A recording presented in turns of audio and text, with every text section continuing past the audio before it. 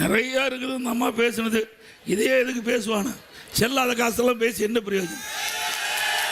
அந்த கட்சியிலேயே இந்த அம்மாவுக்கு வேலை இல்லை இருக்குதா? யாராவது வச்சுக்கிறாங்களா அந்த அம்மாவை? வச்சுக்காத போது இந்த மாதிரி பேசுது. அப்புறம் சொல்றார் எனக்கு பிஜேபிங்கிறாங்க. பிஜேபி நாங்கள் என்ன கூட்டணி வச்சா அங்கே அடிமையா? விருப்பப்பட்டா கூட்டணி வைக்கிறோம், விருப்பமில்லை கூட்டணி இல்லை. நாடாளுமன்றத்தில் கூட்டணி வச்சோமா? இல்லை. ஒவ்வொரு கட்சியும் தேர்தல் வருகின்ற பொழுது நிறுத்தப்படுகின்ற வேட்பாளர் வெற்றி பெற்று ஆட்சி அமைக்க வேண்டும் என்ற அடிப்படையில் தான் கூட்டணி அமைக்கிறோம். அண்ணா திமுக கட்சியில் யாரெல்லாம் கூட்டணியில் இருந்தாங்களோ அவரெல்லாம் இப்போ திமுக தலைமையில் போய் அங்கே வைத்து கூட்டணியில் இடம்பெற்றிருக்காங்க. திமுக கூட்டணியில் யாரெல்லாம் அங்கே வைத்து தேர்தலில் போட்டிட்டாங்களோ அவரெல்லாம் அண்ணா திமுகவில் இருக்கிறாங்க. ஆக ஒவ்வொரு தேர்தலுக்கும் மாறி மாறி கூட்டணி அமைப்பது தமிழ்நாட்டில் நடந்துகிட்டு இருக்கிற ஒரு விஷயம். ஆனால் நாம மட்டும் கூட்டணி வச்சா மதவாத கட்சியில் கூட்டணி வச்சுட்டோம். இதை தவிர்த்து வேறு என்ன பேச முடியும்? நீங்க பாருங்க, இந்த படம் பாருங்க.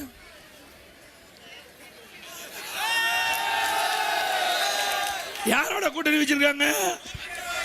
யாரோட கூட்டணிங்க பாருங்க. இது எல்லாமே மறைஞ்சு போயிட்டாங்க. இருந்தாலும் இந்த போட்டோ சிக்கிச்சு, அதனால காட்டுறேன். திரு கருணாநிதி, மரியாதைக்குரிய வாஜ்பாய் அவர்கள், திரு முரசொலிமாறன் ஏதோ மைக்கு சரி பண்ணிட்டு இருக்காங்க. எப்படி காக்கா பிடிக்கிறாங்க பாருங்க. இப்படி எல்லாம் காக்கா பிடிச்சி நீங்க ஆட்சி செய்த திமுக எங்களை பத்தி விமர்சனம் செய்யலாமா? சொல்லுங்க பார்க்கலாம். திரு ஸ்டாலின் அவர்களே 1999ஆம் ஆண்டு நாடாளுமன்ற தேர்தல் திமுக பாரதிய ஜனதா கூட்டணி வச்சாங்களா இல்லையா? அந்த கூட்டணியில் வெற்றி பெற்று மத்தியில் ஆட்சி அதிகாரத்தில் முரசொலிமாறன் அவர்கள் இருந்தாரா இல்லையா? மீண்டும் 2001 சட்டமன்ற பொது தேர்தல் திராவிட முன்னேற்ற கழகம் பாரதிய ஜனதா கூட்டணி வச்சாங்கல்ல? அப்பெல்லாம் மதவாத கட்சி தெரியாது. திரு ஸ்டாலின் அவர்களே, உங்களுடைய அரசியல் நாடகம் தமிழகத்தில் எடுபடாது. மக்கள் விழிப்போடு இருக்கிறாங்க. நீங்க எத்தனை பொய்களை மாற்றி மாற்றி பேசினாலும் உண்மையாகாது. சிந்திச்சு பாருங்க. இன்றைக்கு பாரதிய ஜனதா கட்சியுடைய கொள்கை 99லயும் அப்படித்தான் இருந்தது, இப்பவும் அப்படித்தான் இருக்குது. தலைவர் வேணா மாறி இருப்பாங்க, அதனுடைய பிரதமர் மாறி இருப்பாங்க அந்த கட்சியில, ஆனா கொள்கை அப்படியே தான் இருக்குது. உண்மைதானே? ஆக நாம் கூட்டணி வச்சா வேண்டுமென்றே திட்டமிட்டு மதவாத கட்சி என்று பிரச்சாரம் செய்து அவதூறு பிரச்சாரம் செய்து சிறுபான்மை மக்களை ஏமாற்றி வாக்களை பெறுவதற்காக ஸ்டாலின் நடத்துகிற நாடம். தயவு செய்து அல்கூது சிறுபான்மை மக்கள், இஸ்லாமிய மக்கள், கிறிஸ்துவ மக்கள் எண்ணி பார்க்க வேண்டும். அனைத்து இந்திய அண்ணா திராவிட முன்னேற்ற கழக ஆட்சி கிட்டத்தட்ட 31 ஆண்டு காலம் இந்த மண்ணிலே ஆண்ட கட்சி. இந்த காலகட்டத்தில் இஸ்லாமிய மக்கள் பாதிச்சாங்களா? கிறிஸ்துவ மக்கள் பாதிச்சாங்களா? சிறுபான்மை மக்கள் தமிழகத்தில் பாதிச்சாங்களா? கண்ணை இமைகாப்பதை போல காத்த அரசாங்கம் அண்ணா திமுக அரசாங்கம். திமுக உங்களுக்கு என்ன பாதுகாப்பு கொடுத்தாங்க? இன்னைக்கு திருநெல்வேலியில் ஒரு ஓய்வு பெற்ற உதவி காவல் ஆய்வாளர் அவர் ஒரு பிரச்சனை சம்பந்தமா வலைதளத்தில் ஒரு பேட்டி கொடுக்கிறார். முதலமைச்சருக்கு கொடுக்கிறார். எனக்கு உயிருக்கு ஆபத்து, எந்த நேரத்திலும் என்னை கொலை செய்து விடுகிறார்கள், எனக்கு பாதுகாப்பு வேண்டும் என்று வலைதளத்தில் பகிரங்கமா அரசாங்கத்துக்கு செய்தி சொல்றார். அதுக்கு முன்பு அங்கு இருக்கின்ற காவல்துறை அதிகாரி இடத்துல புகார் கொடுக்கிறார். ஒரு முறை, இருமுறை இல்ல, 3 முறை சம்பந்தப்பட்ட காவல்துறை அதிகாரி இடத்துல திருநெல்வேலி மாநகரத்தில் கொடுக்கிறார். நடவடிக்கை எடுக்கல. அடுத்த நாள் காலையில் தொழுகை முடிந்து வீதியிலே சென்று கொண்டிருந்த போது அவருடைய எதிரிகள் அவரை வெட்டி சாய்த்து கொலை செய்தார்கள். இப்படிப்பட்ட அரசாங்கம் உங்களை காப்பாற்ற போகுதா? சிறுபான்மை மக்களை இந்த அரசாங்கம் காப்பாற்றுமா? அவர் ஏற்கனவே அரசாங்கத்திடம் கோரிக்கை வைத்து விட்டார். முதலமைச்சர் என்னை காப்பாற்ற வேண்டும் என்று ஒரு நாளைக்கு முன்பாகவே வலைதளத்தில் செய்தி வெளியிட்டார்.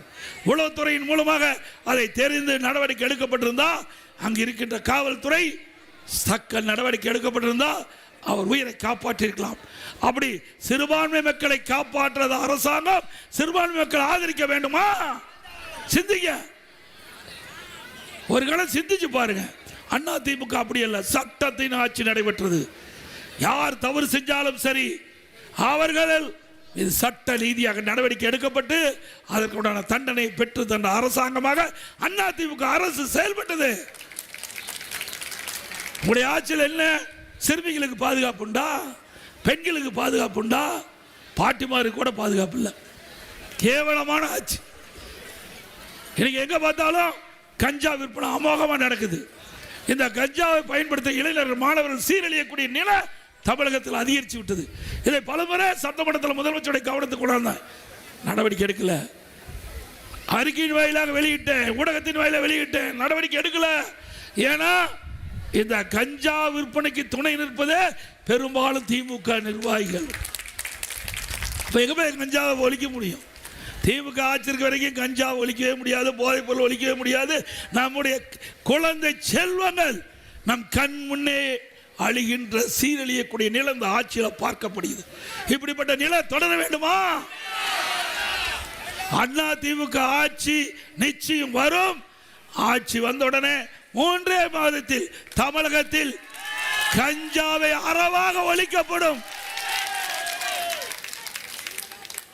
சட்டத்தை ஆட்சி அண்ணா திமுக நடைபெறும். அது மட்டுமல்ல, இன்றைக்கு பாலியல் வன்கொடுமை 18,000 வழக்குகள் பதிவு செய்யப்பட்டிருக்கு தமிழ்நாட்டில். 5 ஆண்டுல போக்சோ வழக்கு 6,999. அதெல்லாம் சிறுமிகள் பாலியல் சீண்டலுக்கு உட்பட்ட போக்சோ வழக்கு. 6,900 சிறுமிகள் பாதிக்கப்பட்டிருக்காங்கன்னா இந்த அரசாங்கம் எப்படிப்பட்ட அரசாங்கம் என்பதை பாருங்க. 2 வயசு குழந்தை கூட விட்டு வைக்கல. அந்த குழந்தையை பாலியல் சீண்டல் பட்டு படுகொலை செஞ்சிருக்கிறாங்க.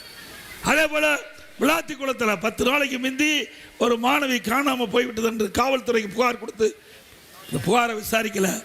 அடுத்த நாள் அந்த பெற்றோர்கள் மீண்டும் காவல் நிலையத்தை நாடுகிறார்கள், புகார் கொடுக்குறாங்க. அவர்கள் விசாரணை மேற்கொள்ள பிறகு மாலையிலே அந்த மாணவி சடலமாக மீட்கப்பட்ட பிறகு காவல்துறை பதிவு செய்யப்படுகிறது. இப்படிப்பட்ட ஆட்சி தமிழகத்தில் தொடர வேண்டுமா?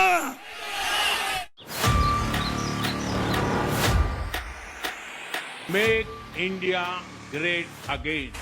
மக்கள் ஆட்சி அமையணும். மோடியினுடைய கேரண்டியை தான் மக்கள் நம்புவாங்க. வெற்றி கூட்டணி அமையும்.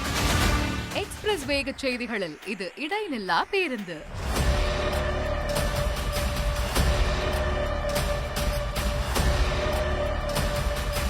தினமும் காலை 6 முதல் 7 மணி வரை 6 மணி செய்திகள், பிரேக் ஃப்ரீ நியூஸ், வரிசை கட்டி வரும் சுவாரஸ்ய செய்திகள், பிரேக்கே இல்லாமல். ரிமோட்டை மறங்க, அப்டேட்டா இருங்க. 1,27,00,000 மனங்களை வென்ற தந்தி டிவி யூடியூப் சேனல். தவிர்க்க முடியாத தம்ப்நெயில்ஸ், கலக்கலான கான்டென்ட்ஸ். நீங்களும் இந்த குடும்பத்தில் இணைய இப்பவே சப்ஸ்கிரைப் பண்ணுங்க. அசுரபலம் கொண்ட எங்கள் டிஜிட்டல் கரங்களில் உங்கள் விளம்பரங்களை சேர்க்க வாட்ஸ்அப் பண்ணுங்க. 8939888378. Email advtthanditv@dttv.in.